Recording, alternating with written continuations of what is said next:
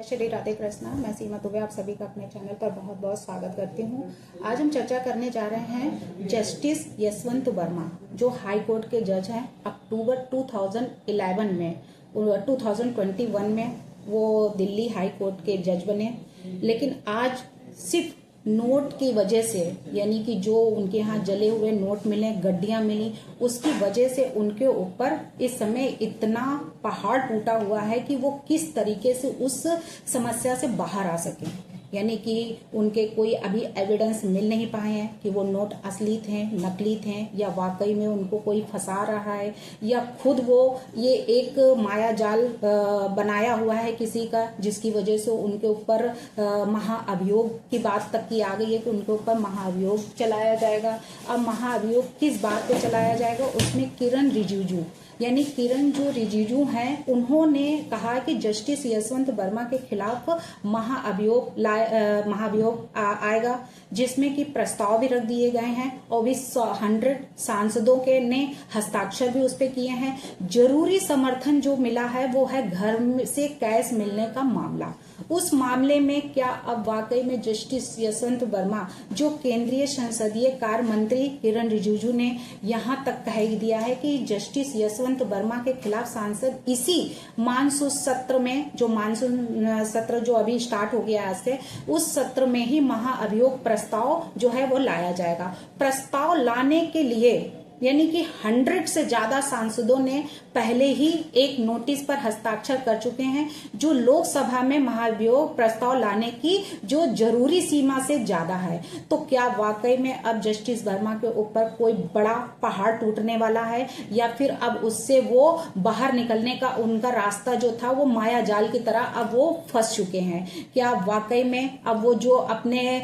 प्रस्ताव में कई ऐसी बातें जो रखी थी कि ये कैश निकले तो वो सही थे या गलत थे, नकली थे, असली थे, क्या हुआ? तो उन सबको लेके यहाँ तक कि धनखड़ जी जो हैं उपराष्ट्रपति, उन्होंने भी कि अभी एफआईआर नहीं हुई, अभी उनके खिलाफ कोई केस दर्ज नहीं हुआ, तो कैसे, किस आधार पर, तो ये न्यायपालिका का कार्य है। तो ये सब जो बातें हुई हैं, तो क्या उससे जस्टिस वर्मा क्या अब वो फंस चुके हैं, और या फिर उस माया जाल से बाहर निकलने के लिए अब उनके पास कोई रास्ता नहीं बचा है? क्या वाकई में अब उनके ऊपर महाअभियोग जो 124 कॉन्स्टिट्यूशन के आर्टिकल में दिया गया है कि किस तरीके से महाअभियोग लाया जाता है, क्या अब वो समय आ गया है? यहाँ तक कि जस्टिस वर्मा जी ने यह भी कहा, जो याचिका जब दायर हुई तो उसमें याचिका में कहा कि नोटों की बारात जो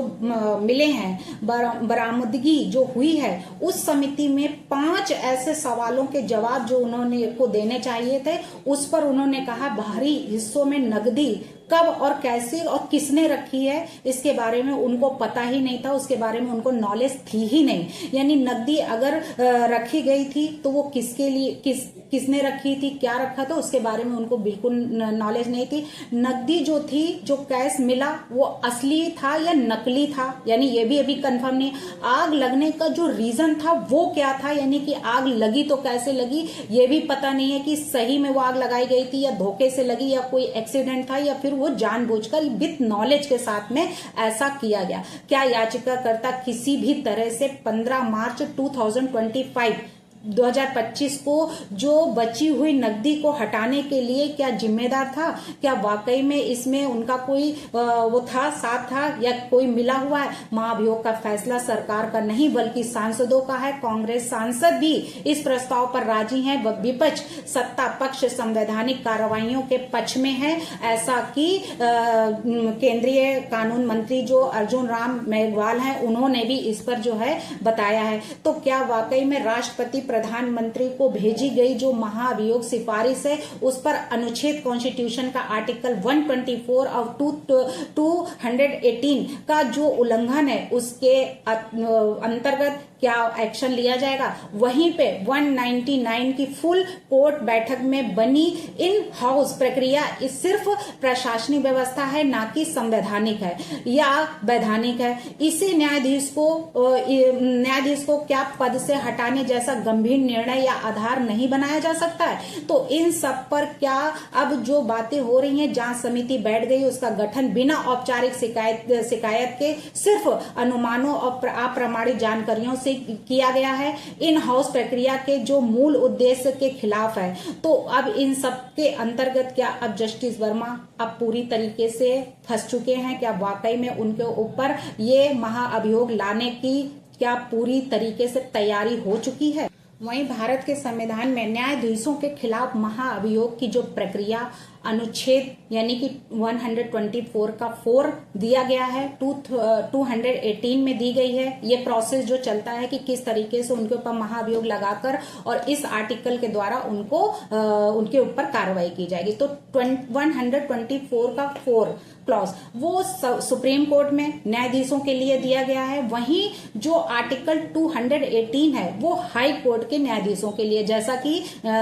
जस्टिस यशवंत वर्मा जो दिल्ली हाई कोर्ट के जज हैं, तो उनके लिए यह प्रक्रिया लागू होती है 218 आर्टिकल। महाअभियोग प्रस्ताव को पारित करने के लिए संसद के दोनों सदनों में विरोध बहुमत यानी विशेष बहुमत 2/3 बहुमत की आवश्यकता जो है वो पड़ती है। वहीं पे जो जस्टिस यशवंत वर्मा है उनके खिलाफ जो ये बात कहा गया, ये मामला है कि जगदीप धनखड़ जी ने भी ये सवाल पूछा था कि क्या अगर कोई अपराध हुआ है तो उससे सजा यानी कि क्यों नहीं मिली, यानी अब तक अगर सजा आखिरकार क्यों नहीं दी गई है, क्यों उसको डिले किया जा रहा है। वहीं उपराष्ट्रपति और राज्यसभा से सभापति ने ये सवाल जो पूछे कि न्यायपालिका ने न्यायाधीश यानी कि वर्मा के खिलाफ FIR दर्ज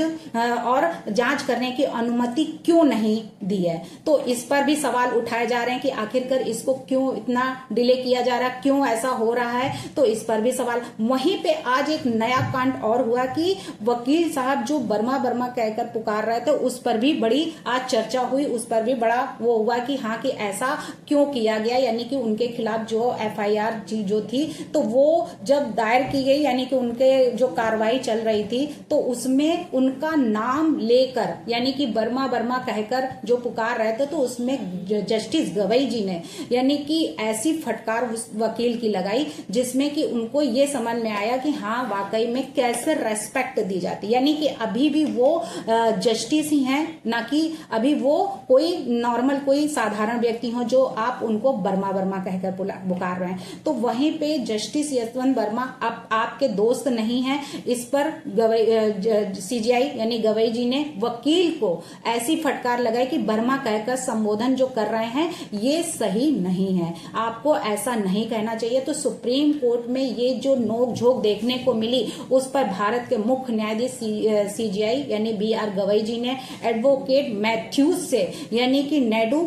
पारा को जस्टिस यशवंत वर्मा को वर्मा कहने पर संबोधित करने पर फटकार लगाई, जिससे अब उनको समझ में आ गया है कि हाँ वाकई में उनको इस तरीके से नहीं कहना चाहिए। तो जस्टिस वर्मा के खिलाफ जो FIR दर्ज करने की मांग की गई है, बता दें कि जस्टिस वर्मा उस विवाद में फंसे हुए हैं जिसमें कि उनको सरकारी आवास नकदी यानी सरकारी आवास पर जो नकदी मिलने की जो बात सामने आई है और उस पर इस मामले में नेडूम पारा है उनकी तीसरी याचिका है जिस पर वो उनकी केस लड़े। उस दौरान यानी कि जिस समय वो सुनवाई कर रहे तो उसी दौरान आप वर्मा साहब खुद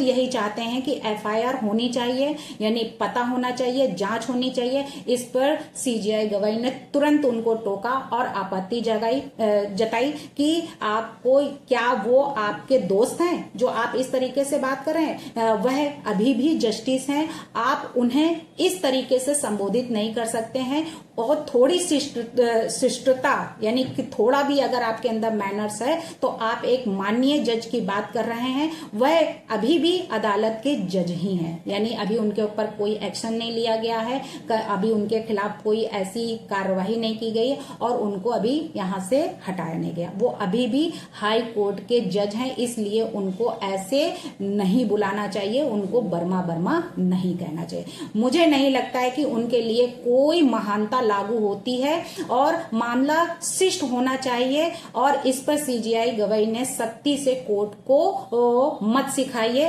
ये बात नेडूम पारा से कहा। जो कि उनकी जो वकील थे। तो सुप्रीम कोर्ट ने ये जो कहते हुए इसको खारिज कर दिया है, यानी कि याचिका को जो हुई सुप्रीम कोर्ट में, तो उन्होंने ये बात कही है कि हाँ कि ऐसा होना